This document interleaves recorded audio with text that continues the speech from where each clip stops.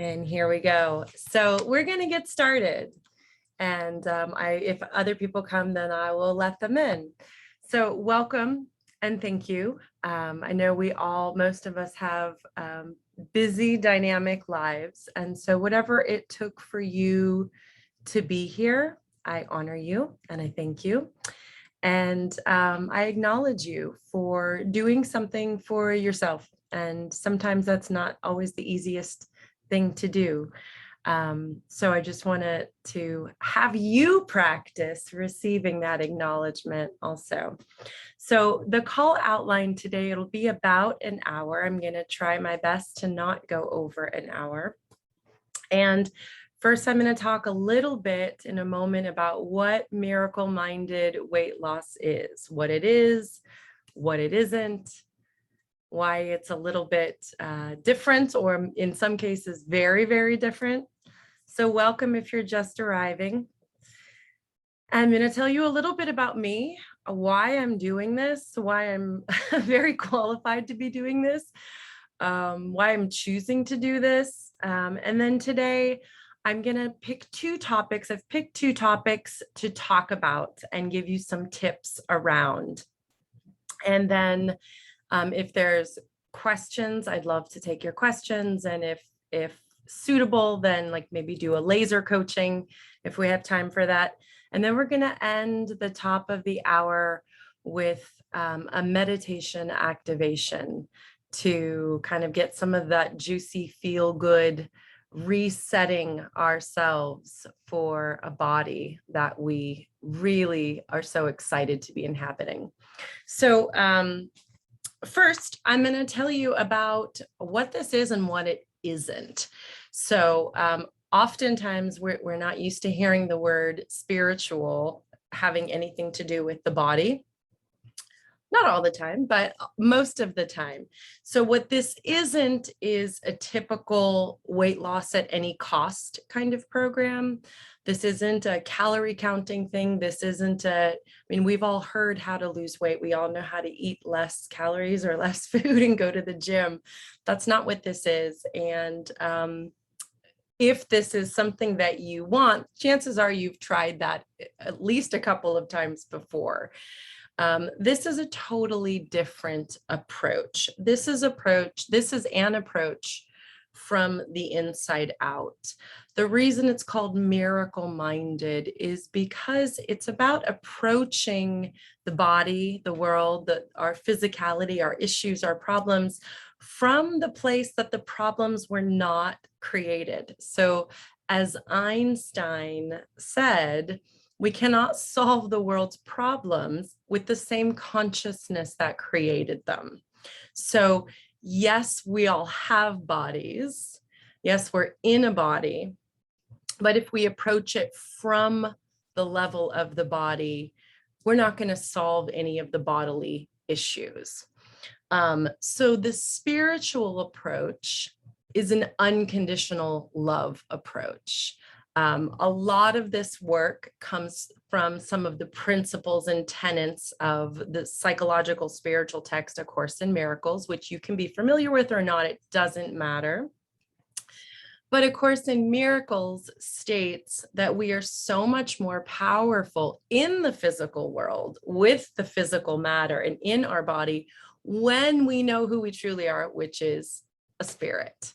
So it's kind of paradoxical that we actually have more power, we're more impactful, we can live a more profound, happy, healthy life of service and success when we realize we are not just these physical bodies. And here's someone else, yay. And in my experience, welcome.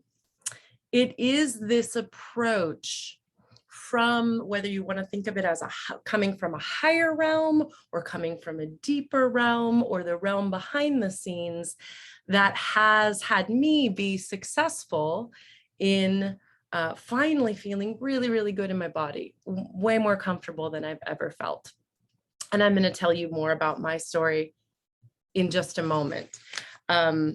So that's a little bit about the spiritual approach.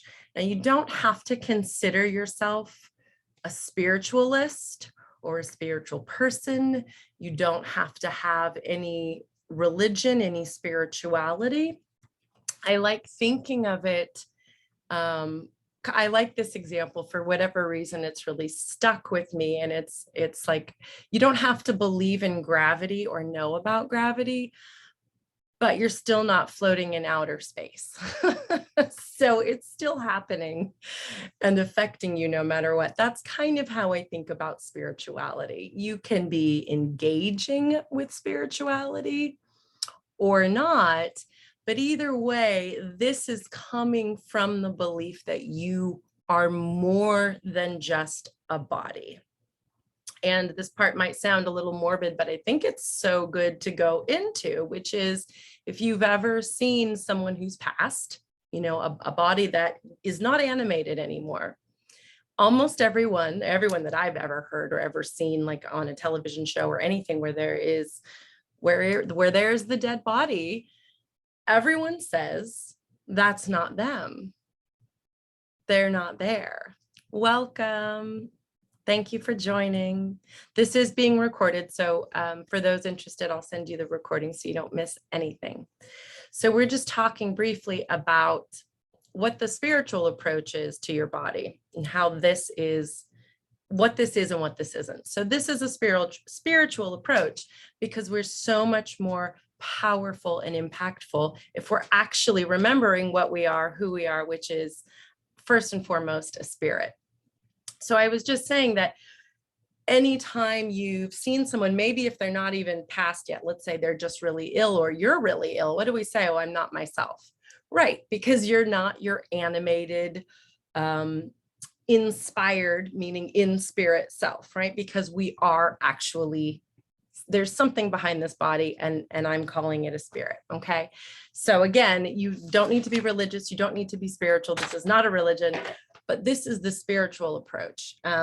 Another thing about the spiritual approach is it takes into account this unconditional love.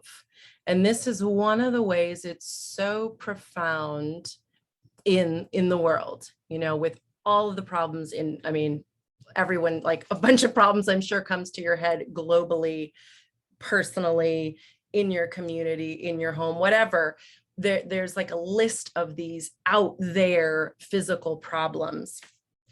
But if we apply a spiritual approach to it, which is, how can I learn from this? How can I treat myself and others with the most honesty, the most respect, unconditional love? Everything is going to be massively handled differently, right?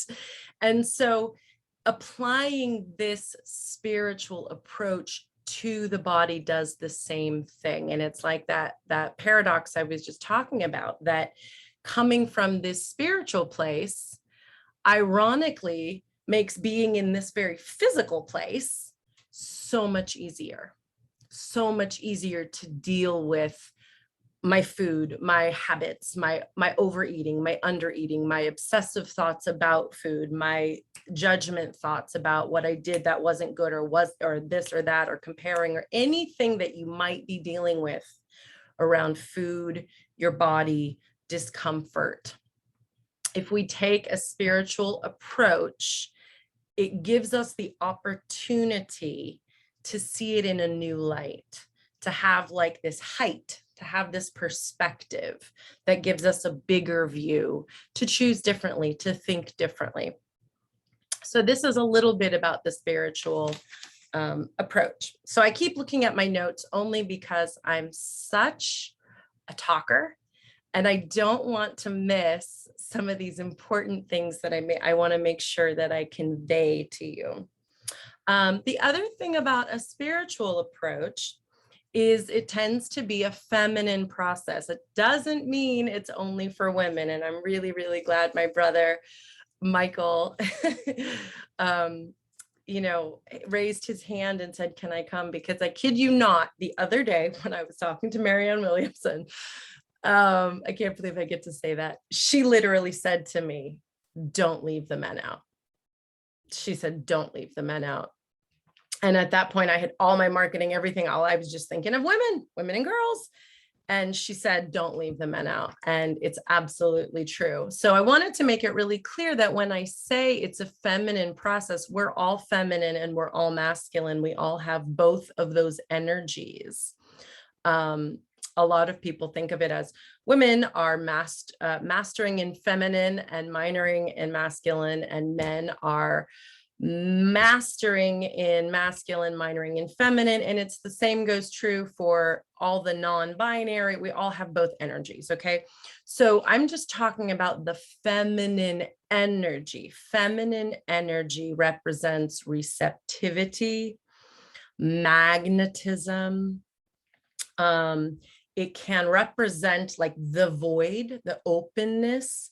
And the reason I bring it into this conversation, which I've almost never heard someone talking about, weight loss and body and food with feminine energy, is because this approach is not about aggression, force. There's a time and a place for these certain other qualities. Trying, struggling, working hard. Not that none of those things would ever, come to play, but this overall is a very different sitting back and being in a certain way. So you end up magnetizing to you. This was very much my personal experience of easily and effortlessly losing excess weight that I had had for a long time. I'm not saying I didn't pay attention to my diet, but I did not diet. I did not go on an exercise plan. It was much more of a sitting back into myself, coming home to myself, releasing. There was nothing forceful. It was a very gentle releasing and letting something be. And I literally feel like more than any other area in my life, like I have been magnetizing and still am magnetizing the best body for me in this lifetime. So that's what I mean by a feminization process. It's just not, it's not a struggle. It's not harsh. It's not hard. And speaking of my best body, I also want to clarify what I mean by that. So this isn't about looking a certain way from the outside. It is not about conditioning, social conditioning, status quo. Part of the spiritual approach and the approach that I teach and what I stand firmly by, why I call it a spiritual approach, is because I know who you are already. I know you're perfect and handsome and beautiful and worthy 100%. Losing weight is not going to make you more of any of those things. So for me, anyone that loves me doesn't love me more because I've lost weight. I don't love myself more. It's easier to get around. It's fun to put on my clothes. I feel more energized. I feel more capable of being kind of outgoing. I love my food and eating my food. So this is really the worth, your lovability, your worth. None of that is changing. That is unchangeable. That is part of what the whole spiritual perspective is that who and what you truly are is unconditional, worthy, lovable, you, spirit. And being a co-creator, being in a human body, having this experience, we have preferences. I like Thai food more than Italian food. I like decor, and I like, I have all kinds of preferences. You do too. And I like certain art more than others. I like certain flowers. I like certain smells. It's okay to have preferences of how you look and feel. So this is this balance, this mixing of, I have a very natural human preference it's fun to look and feel what is my best according to me and only me. What makes me feel most alive is what I'm looking for. But what this program isn't is coming from the perspective that there's something wrong with you and we're going to fix it. That's not this program. There's nothing wrong with you. As a co-creator, as a responsible person with free will, if you want to lose some weight because it will help you enjoy your life even more, I want to help you. That's what this is about. It doesn't make you more worthy. It's about you living your best life. The same way someone would say, where do you want to go to dinner? And I'm going to pick sushi probably. So if someone says, do you want to lose 10 pounds, Vanessa, how would that have you feel? I'm going to say, yes, I do. I choose that, but not because I'm not good enough now. And so that's a really important distinction. And everything that I work on, everything that I'm going to talk to you about, really, it all stays in that realm. You are worthy, you are wonderful, you are beautiful, and you get to decide how you want to design your life, how you want to design your body. Okay, so we have preferences, but we're also an unconditionally lovable spirit. So next, I want to tell you just a little bit about myself, both professionally and training wise, but then also my personal history. Like, why am I doing this? Why do I know so much about it? Right. Well, so I'll start with the profession stuff. So I've had a spiritual practice since I was a teenager. I've been meditating and praying and was not raised religious or spiritual. I was the only one in my family. They still think I'm a weirdo. They're right. In my early 20s, I started massage and yoga training and worked on people's bodies for 2 decades and have such genuine love and comfort just touching all people's bodies, like really all shapes, all sizes, all colors. I mean, I've seen some of the most interesting scars and, just this very, very comfortable. And I think it was interesting because it was easy for me to accept and love any and everybody that laid on the table in front of me. But I couldn't necessarily at that time do the same for me. But so my healing work in the public professional realm started then. And then I went into Landmark and coach training, and more recently have done miracle minded coaching, which is where this most recent work is coming out of, working with Marianne Williamson, and continue to work with Marianne Williamson. And this is where it really has tied in the spiritual in a more concrete way as far as working with people in this realm. Now, why this subject at all? Why, and that's because I've had an eating disorder in my past, off and on for at least 25 years. And at one point, I would binge and purge. But even if I wasn't acting full out, so many years of obsessing over food, over my body, feeling uncomfortable in my body, objectifying myself, hurting myself in different ways. And overall, even while it was happening, I knew it was a big waste of time, and I knew I had other things to do. And that just made me feel worse about it.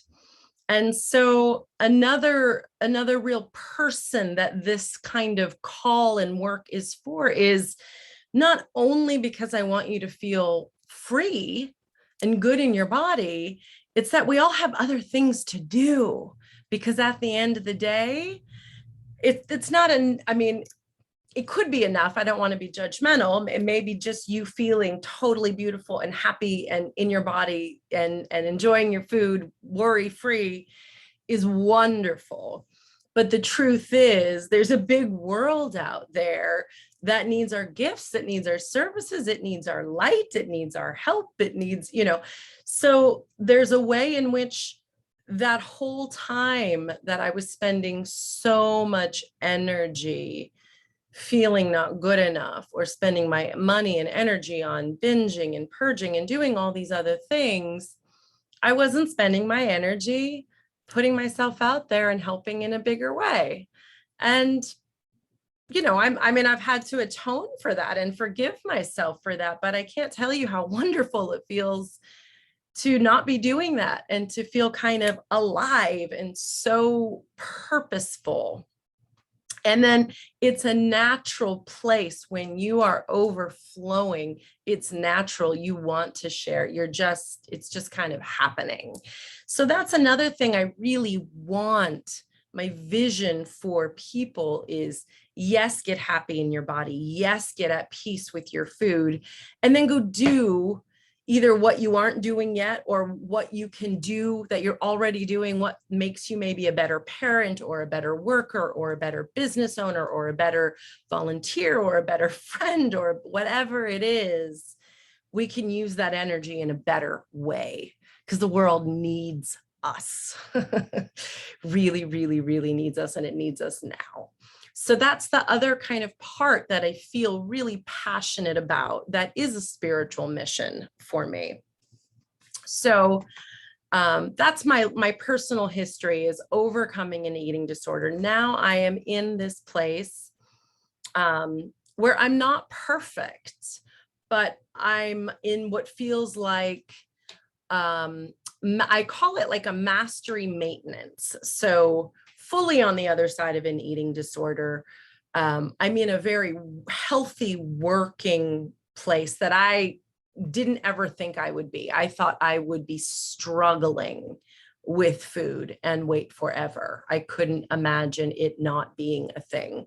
And it's not a thing. I still have preferences, right? I still have preferences about food in my body. I still have little imperfections in my eating, but I mean, that's another part, and actually brings me to tip number one perfectly. So tip number one, I'm going to give you 2 tips tonight, and I'll try to keep them succinct. But tip number 1 is to commit to being kind to yourself. Commit to doing the loving thing.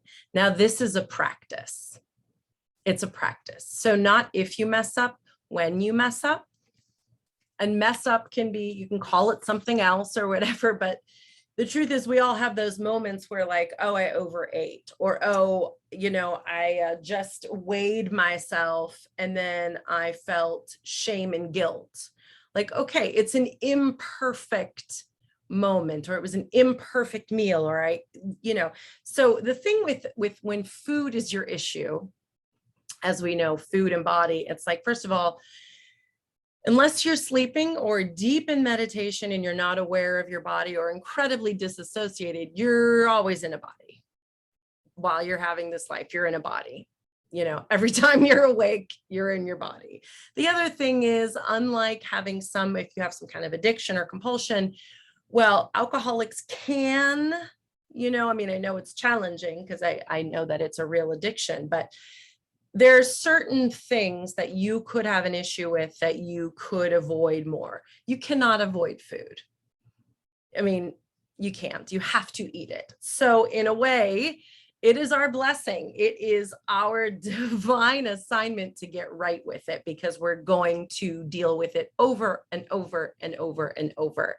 And what that means, we get so much practice. I remember in the beginning of really starting to combine my spirituality with my eating disorder, like 15 years ago, I remember being, well, angry, but also grateful, kind of fluctuating back and forth between, like, I felt like this was right. It was divinely right that this was my issue to overcome, because I had to overcome it. And I was going to be eating every day for the rest of my life. And there was something difficult about it, but there was also something that I felt like, okay, good, I'm going to get plenty of practice and I'm going to get this someday. And you can too. And you get to define what getting it means. Okay. For me, and I'll just share this now because it's happening. So for me, getting it means I'm not mean to myself. I don't abuse myself. And I want to be really clear. I use a kind of harsh terminology, but I find it really helpful and sometimes incredibly accurate. So if you're talking mess on yourself, if you're calling yourself names, if you're putting yourself down, and it's the kind of thing you would never say to another human being because it sounds too awful, it's too awful. Okay?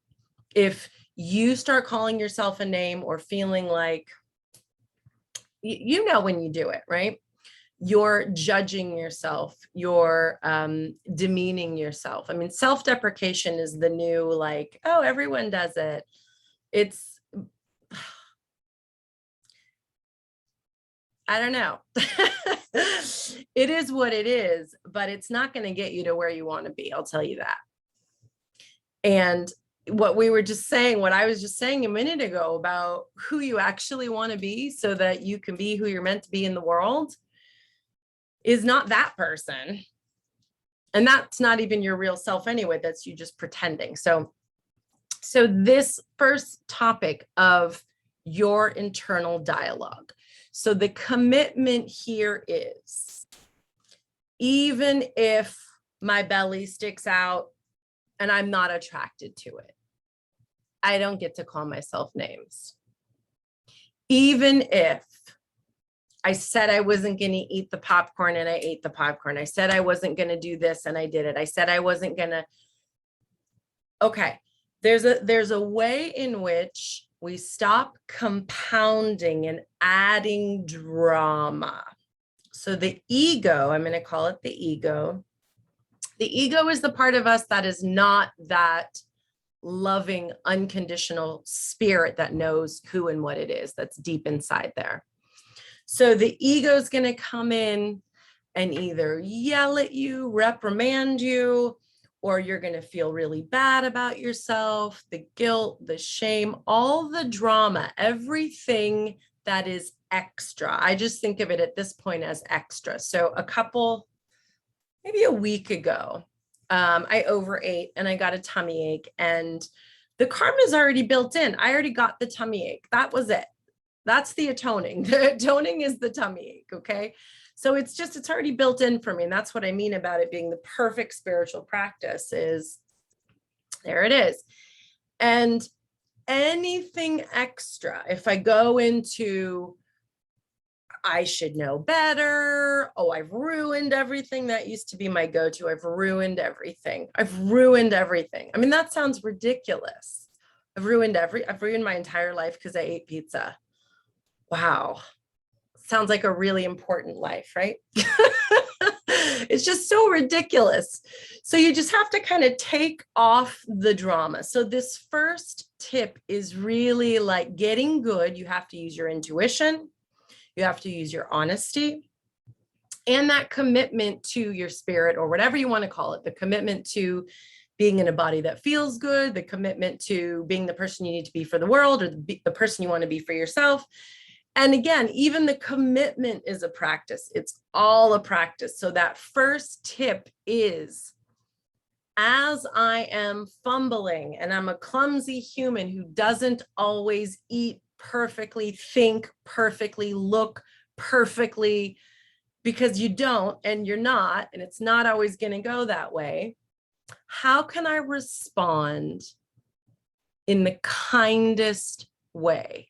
Even in the face of, I did it again, or even in the face of the same grace and charity that you would extend to your child or to the love of your life who started to beat themselves up. You extend it to yourself. That's the love. That's the spiritual approach. That's the practice. And what I've discovered after doing it over and over and over again, year after year, is it stops compounding. Most of my eating disorder, most of my issues with food is I would maybe overeat. I was compulsive, and I would overeat. Then I'd feel so bad about it that I'd eat again. Or I might tell myself, well, tomorrow I'm not going to eat. Which, guess what? I'd mess up because I'd eat, which is not a mess up. But like, it was this constant setting myself up. There was so much drama. And it turned into so much more drama than need be. And all of it was just distracting me from having the body and the life and the enjoyment with food that I did want. So this first tip is really about cutting the drama. And if you're angry with yourself, if you're upset, if you disappointed yourself, there's a way to be with that. Just like when your love or when your child upsets you, it doesn't mean you're going to pretend that it didn't upset you. You're going to address it. Hey, you said this. That really hurt my feelings. Or, whoa, you stole $1 from my purse. I'm talking to my, this didn't even happen yet, but I did it to my mom. So if my mom had caught me, which she didn't, or she hid it, if she had said, whoa, what are you doing? Then I'd feel ashamed and embarrassed, let's say, bad. Then we can be with it. But that's not name calling. That's not abuse. That's not mean. That's just being accountable and responsible. So when you look in the mirror and you have that, so whatever it is, why don't you stop for a minute and say, wow, I'm sorry. I respect you. I'm sorry that I just said that. It's okay. I'm being honest with, like, I'm not attracted to what I'm seeing right now.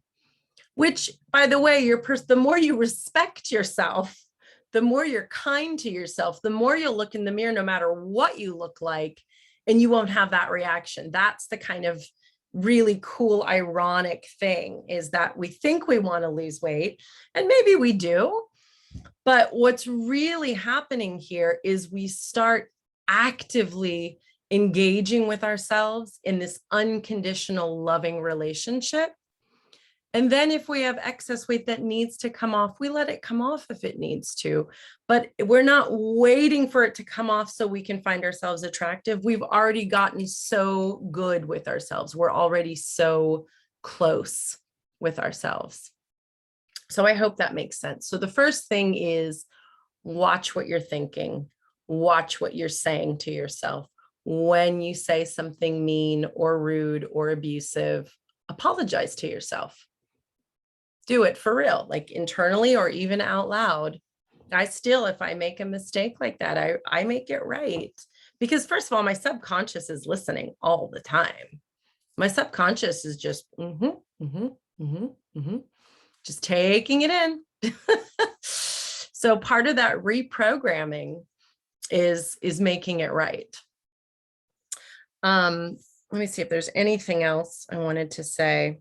Yeah, to really pay attention to what you're saying and who you're being. And also, you know, that you extend that to looking at others. When you critique others, again, you're not pretending you like something if you don't. You're not pretending you're okay with something if you're not. I'm talking about the nasty. I'm talking about that nasty voice. Okay, because that's the kind of voice. Doesn't really matter if you lose weight or not. If you feel ugly and not good enough, it is not because you're ugly and not good enough. It's 9 times out of 10, it's the way that you're acting and talking to yourself. The way you're talking to yourself isn't good enough. The way that you're talking and thinking is ugly, but that's not who you are. Tip 2, and I love talking about this one.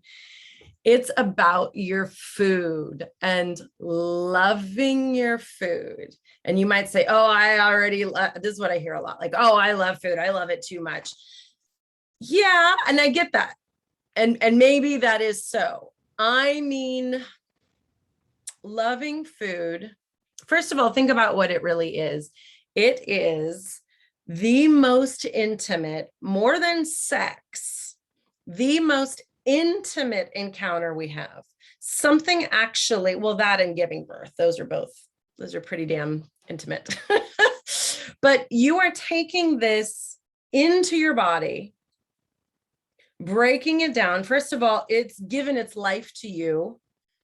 Even if it didn't volunteer its life and gave it to you, its life is now your life. It is reincarnated into your body. Okay. Not like the spirit reincarnated.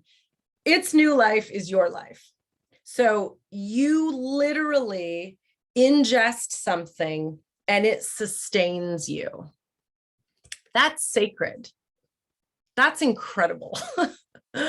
And I'm not saying that every meal I sit down, I think about that and I light candles and I make it this big, big thing. Sometimes I'm just eating while I'm on the go or whatever, but I am very clear that it's a sacred union, that this thing that was once living either as a plant, maybe as an animal, as vegetable, as something off having its own life, its life is now for my life, and it's going to become my body, or in the least, give my body energy so I can be a mom and a coach and whatever else I want to do.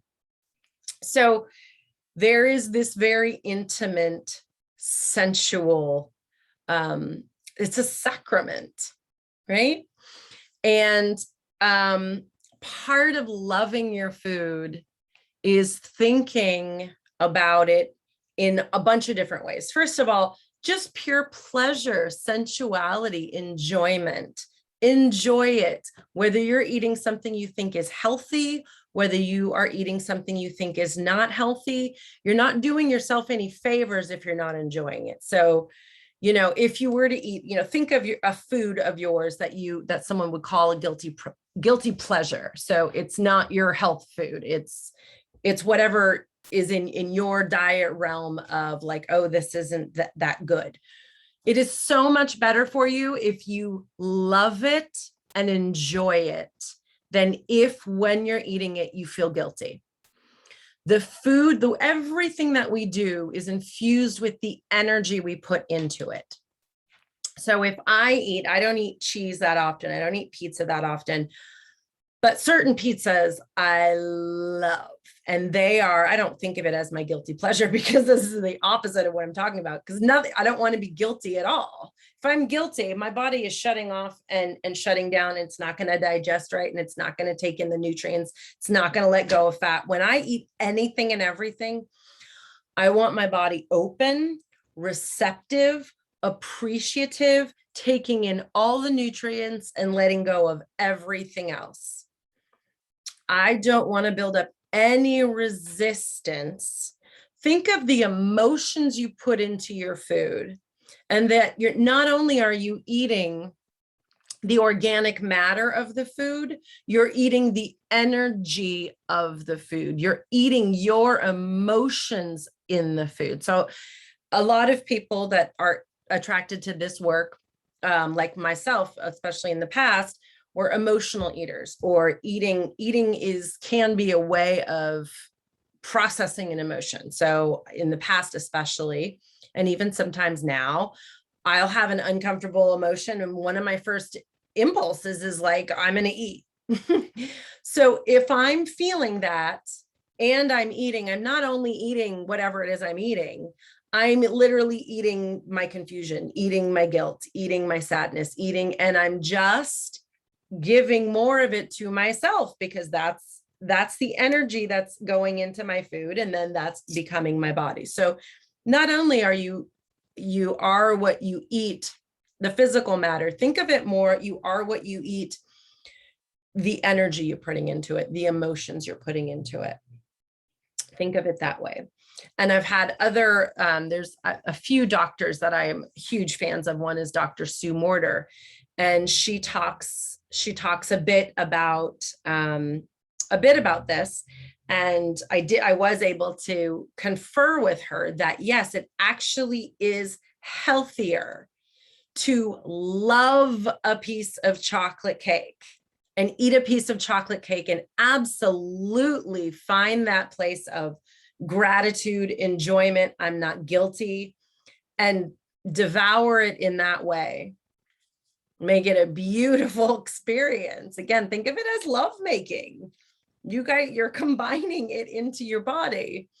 So think of it that way. That is healthier than you eating.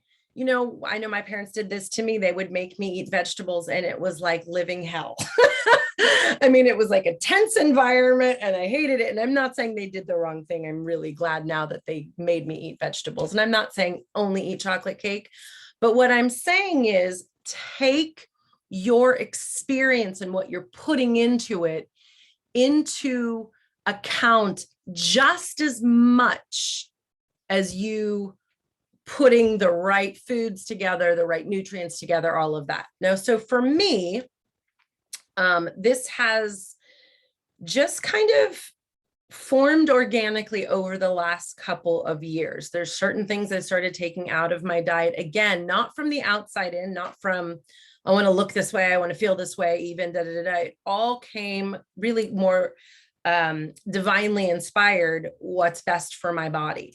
Every single thing I eat, I love. Everything I eat. Every single thing. Now, there's more ideal eating experiences than others. I sometimes, the other day, I was having a weird emotion. I think I was overwhelmed, was having a weird emotion. I didn't need to eat, but I decided to have a snack anyway. So imperfect, just imperfect. That's all. So the other thing to do is to compare what your imperfect now is to what it could be. Or if you're in a low, like, wow, I'm really, I'm kind of at rock bottom with my eating and my body and stuff, compared to where you want it to be. So you're just looking at these little progressions. So my low now is me sitting on the couch late at night and eating my daughter's veggie straws, and eating several handfuls. And if I'm paying really close attention and I'm enjoying them and I'm like, yes, yes, yes, yes, yes, thank you for this experience. I know that my body can handle this. I know that my body can take it. And it's like good sex, right? Go back to sex. It's like, I'm present. I'm not disassociating. I'm here in the moment, choosing this is consensual, right? Versus I'm not even paying attention. I want this done with, right? So think about it like that. Why one experience is better than the other? I'm looking for ideal experiences, right? So again, and I mentioned this earlier, I don't have an eating disorder anymore. What my low used to be 15 years ago is me maybe feeling lonely, feeling confused, feeling angry, deciding to leave the house, going to the 7-Eleven in my neighborhood, ice cream, chips, sometimes a couple of each. I might even say things like, well, I'm going to do this tonight. I'm never going to eat again, or I'm never going to do this again. Or, like just really, really different picture. Go home, eat it all. Pretty checked out, not even a ton of enjoyment with it. And then maybe purging when I'm done. So, and I'm sorry that that's graphic in what it is, but when I think of me on the couch now, deciding to eat some chips that I don't really need and having maybe a few too many versus that, I go, okay, one of them is imperfect eating and one of them is an eating disorder. And this is important, not that any of you have an eating disorder, but there's some thing about your eating and your being in your body that isn't working for you. So find kind of that snapshot of your low point and just think of raising it up a couple notches. What would be a little bit better than this? Well, at least I'd enjoy it. Instead of 10 Oreos, I'd have 5. Instead of 10 Oreos that I regret, I'm going to have 10 Oreos and not call myself any names. Or I don't know what your eating and body stuff are, but in a moment, we might get a chance to go into that. So let me just look at my food notes. Oh, you know what else about food? You might be familiar with Dr. Emoto. He has since passed. But if you look him up and look at his studies of the water molecules that he took pictures of. So his what he did was he would infuse water molecules with intentions and words. And then those water molecules were put under a microscope, and miraculously, they would form themselves in certain patterns. So he might say the word Mother Teresa to a glass of water, and the water molecules would organize themselves with that energy. Then he took some water close to the bomb in Japan, the Hiroshima, and the water molecules they were all disjointed and dysfunctional and messed up. And then all these different words. And basically all the words that were like love, grace, miracles, forgiveness, honesty, peace, ended up organizing themselves in these beautiful, symmetrical working. We're talking about having a working body, by the way. A working body is the way it needs to be, right? A working body has you have the energy you need to have. A working body has you doing what you need to do in the world. That's what we're talking about, okay? So all of these water molecules arrange themselves according to this energy that was infused. And then the ones that had, Hitler was one of the words that was said to the water. There's a book or so about it as well. Hitler was said to it, and you can only guess how dysfunctional that water molecule is. So think about, and the reason I'm saying that is because of that energy that we're putting in our food, the conversations we have while we're eating, the thoughts we have while we're eating. Are you watching the news while you're eating? Like these types of things, feeling guilty while you eat. Don't do it. It affects the molecules that you're putting in your body that are making your body. And then of course you're going to have those emotional, energetic repercussions afterwards. So that's my bit about loving your food. And even if you overeat or eat something you regret, I still do sometimes. What I don't get to do is beat myself up. I get to go, okay, seems like I'm a human, busted. That's it, all done. Okay, it's a practice. It's a self-love practice. If you get really, really, really, really challenged, you think, what would the divine consciousness think of me? Would they be like, God, Vanessa blew it again. She just can't. She's out of control. She's ruined everything. As if I had that much power. She's ruined everything. I just think it's hysterical. Or what would I say to my daughter? Right? What would I say to my daughter? I mean, she does imperfect things all the time. I don't say any of that stuff. I don't even think that stuff. Okay, so practice extending that to yourself. And then all the kind of limiting beliefs that might be in there about what you get to have, how you get to look, all that stuff starts rearranging and changing it. Because there was a time when it was like, I didn't think I could be in a comfortable body. I didn't think I could be thinner. I thought it would mean I'd have to do the other approach the only approach I'd ever heard about, which sounds like a big pain in the ass to me, which is why I never did it. But everything started shifting because the way I ate shifted, because the way I felt about everything I ate shifted. And even if I messed up, I wasn't going to abuse myself in any way. It was this constant application of love, which changed everything and continues to. So I'm going to just see if anyone has any questions, any comments, wants to have any coaching briefly on anything that they're struggling with. You can unmute yourself and start talking. You can also go down to the bottom under reactions and raise your hand. I'll just give it about 30 seconds and see if anyone thinks of anything. So if no one else wants to go, I have something, and it may not be in the purview of what of what you're covering today, in which case I'm happy to table it.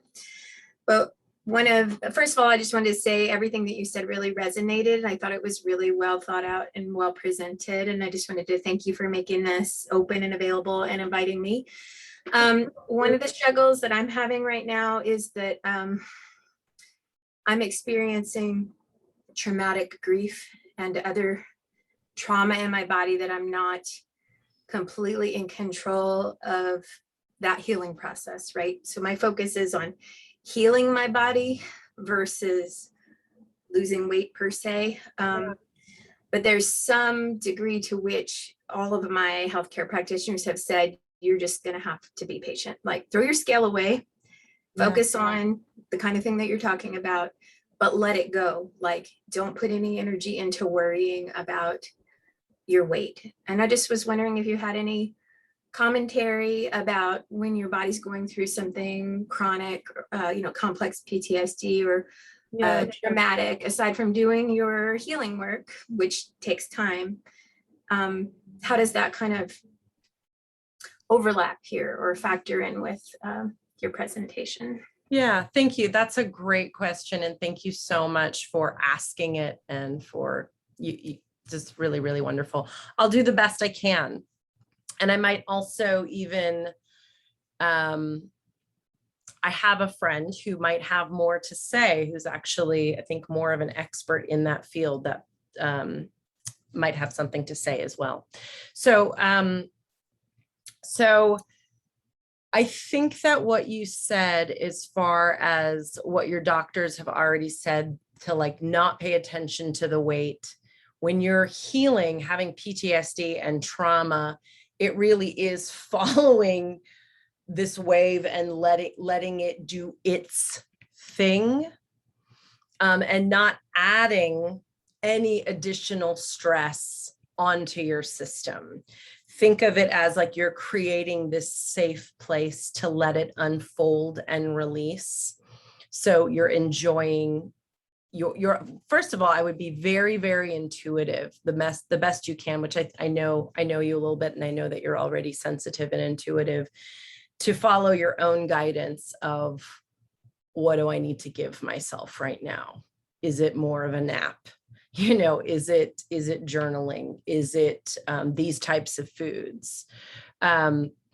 Generally, and I don't know what your eating habits and diet is, but I can only imagine that if I'm going through a healing crisis, and I've gone through a couple in my life, I have been so gentle, but also kind of like a mama bear, like making sure that I get what I think is the best for me. So nutrients, rest, bathing, things that feel like this is how I would take care of myself. Did that answer your question at all? I know it's not very in depth. It might be beyond my expertise. I'm not sure that I articulated it very clearly to begin with, but Do you want to try again? Because I would love to help you. No, I'm not. I don't. There was not any. I didn't have any problem with how you responded. But when you say, I'm not sure if that answered your question, I'm kind of backing up and saying I'm not sure my question was well formed to begin with, but just sort of like, I definitely see the wisdom, and actually the trauma has forced me already to start doing a lot of what you were saying, like the commitment to the healing process. I'm already really listening to my body. What does it want? What does it not want? When? But one of the struggles is, so it's a practice, right? To practice listening, it takes time to really hear and to interpret those signals correctly. And so my body's already come out over the last 2 years with this extremely long list of things that it does not want, in no uncertain terms. And so I just focus on what it does want, which is mostly like really restrictive in some ways, but really nutritious in others. So yeah, I just wanted to kind of hear your perspective on that. Yeah. Well, and I will share a little bit more that I had some health things not that long ago that were not traumatic, but it did mean like, okay, I'm going to restrict my own diet. And so I said no to, it helped me be much more like, okay, for at least temporarily, I'm not going to have gluten. I was diagnosed with Epstein-Barr virus. And what else? There was like a small list of this, like, don't do this, don't do this, don't do this, don't have fermented, don't have sugar, and don't have, and for me, I just kind of went into it with, let me care for myself in this way. And again, I didn't do it perfectly, and that's where a lot of compassion and kindness really came in for myself. Do you have a spiritual practice or some way of getting support in that realm? Oh, yeah. I mean, I feel like I'm on my path, but it's a practice. So it's just continuing to practice it one day at a time. And I feel very validated by a lot of the things that you shared today, which is one of the big benefits for me. Just that, radical acceptance, letting go of all judgments, really tuning in and having a listening practice. I know I'm just kind of like restating some of the things that you already said. And really practicing the deep listening sort of on a cellular level, like really noticing how my body responds after I've had this or that, or does it feel better when I don't have this or that, and so, I mean, I feel like ultimately I'm doing based on, your affirmations here and my own intuitions, I'm doing the best I can under the circumstances. But yeah, I really love what you presented today. Thank you. And another thing you can practice doing, and this is for everyone, is practice acknowledging yourself. Like, wow, this is hard on me. I'm doing a really good job. Because saying something like I'm doing the best I can is like, that's huge. If that's true, you're really doing the best you can, then that's amazing. Like, wow, I'm really, thanking yourself, practicing receiving in a different way from yourself and taking it in as deep as you can and as genuinely as you can. Because that's another part, is that we, of course, love getting loved by other people, but we're not taught to actually actively love ourselves and receive our own love and our own compliments and our own, things like that can help us get what we need, like self-acknowledgement. Just very, very briefly, because she's here and she's brilliant, and I just private messaged her to double check with her. So I just want to introduce you to Tabitha. She's going to take if you could take 1 minute, Tabitha, or something short, just any way that you could help Andy with this, since you know more about it than I do. Well, thank you. And I think you've done an amazing job with this. I'm taking notes down here. So the reason, Andy, that she asked me is because I work with people with trauma and I teach practitioners how to clear and help heal trauma. It sounds like you're so on the right track. First of all, like, you're grounded and you know your stuff. I would just say with that, with what everything Vanessa's saying, make sure you're feeding your nervous system, because diets, which our nervous system doesn't like because the word die is in it anyway, which we're going to go into vagal shutdown anyway, just from the word. But like eating your healthy fats, like your nervous system needs that. Slather butter on everything. And just like Vanessa said, love the hell out of it, don't judge it. And I used to have this saying, Vanessa, that I thought when I started learning this work I do, and I thought, well, if we get to a certain level of consciousness, shouldn't, because, if we say like, oh, if I eat this cake, it's going to go right to my ass. Well, your body can only say yes. It's going to go, okay, here you go. So I thought, what if we put the belief statement somehow in our unconscious? Like, if I eat this chocolate cake, I'm going to lose weight and see what happens, I've been playing with that one. So I'm so in line with everything you said, and I need it for myself. I also have been going through a very stressful period with family health issues, and I put on a lot of weight just since June. And I got on the scale myself the other day and was like, oh, I knew I'd put on a little, but when I actually stepped on the scale, it was like, holy cow. But like what you're saying is you got to just take care of you in whatever way that looks like. The good foods, and the baths, I would say add mineral salts, because those minerals are going to help your nervous system. Lots of magnesium is going to help your nervous system. So just eat the foods usually that feel good to you are going to be the ones that are nourishing. And then if I can help in any other way with trauma stuff, you can always reach out. Vanessa knows how to reach me in. Thank you, Tabitha. Yeah. Thanks Thank for you. making that additional resource available. Absolutely. I'll give you her info. Okay, everyone. So we're just about 2 minutes after, but I would like to do a very brief meditation activation to end our session on. I want to thank you all for coming. You can reach out to me. I am giving free connect calls. They're 15-minute calls if you want to hear more about the work I'm doing, how I can help. It's just a casual chat, and we'll just check in with each other and see how I can help you. So go ahead and just close your eyes.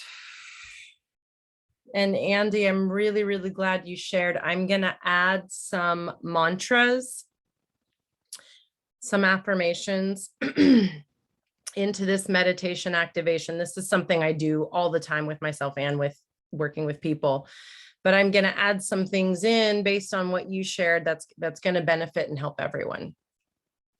So everyone, go ahead and just take a few deep breaths and close your eyes. If you want, you can put your hand on your heart, your hand on your belly, your hands anywhere that you are called.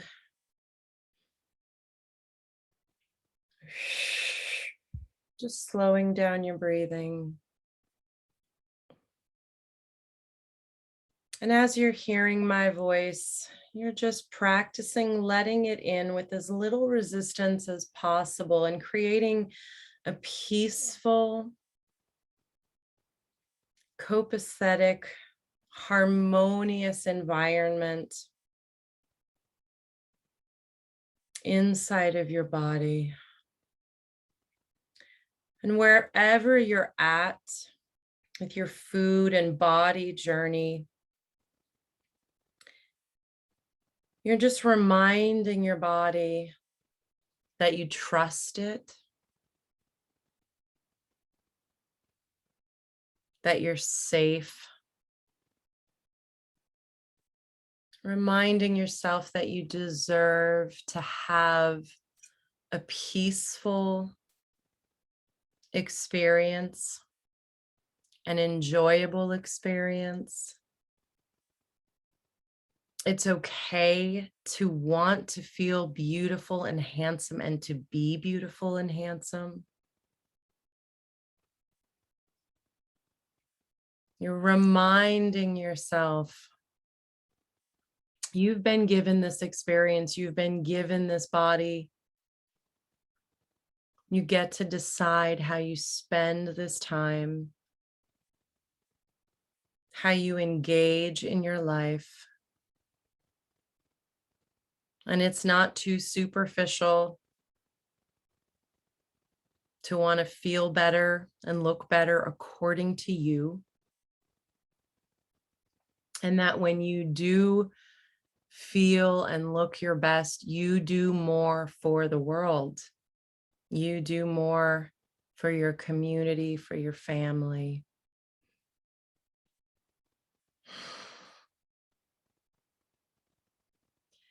And I invite you now to just imagine this golden white light coming down from above your head, washing into your mind and clearing your mind, washing into the cells of your body, showering all down you and through you,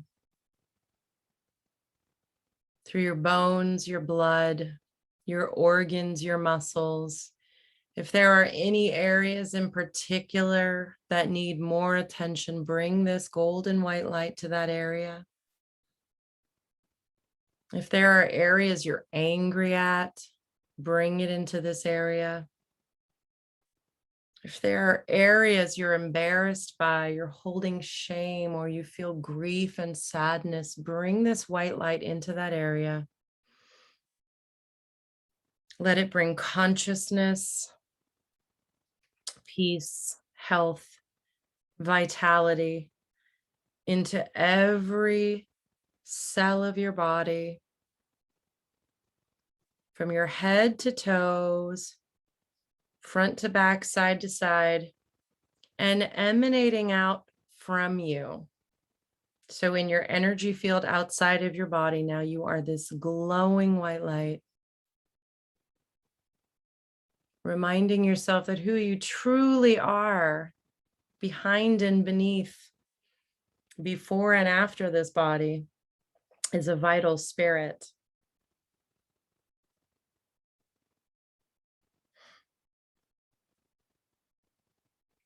And I encourage you to use your mind to visit any places like this, using your imagination, your intuition to create this reality. This is your inner world that is limitless and all yours, and you can access anytime. And I just want to thank you all for spending this time with me today. And we're going to conclude. And I'm going to put up my final flyer for our way out. And this is just going to show you that if you do want to reach me, here is my email. If you want to reach out and have a connect call, please do. I'm happy to hear more about you and see how I might be able to help you. And thank you all so much for being with me this evening.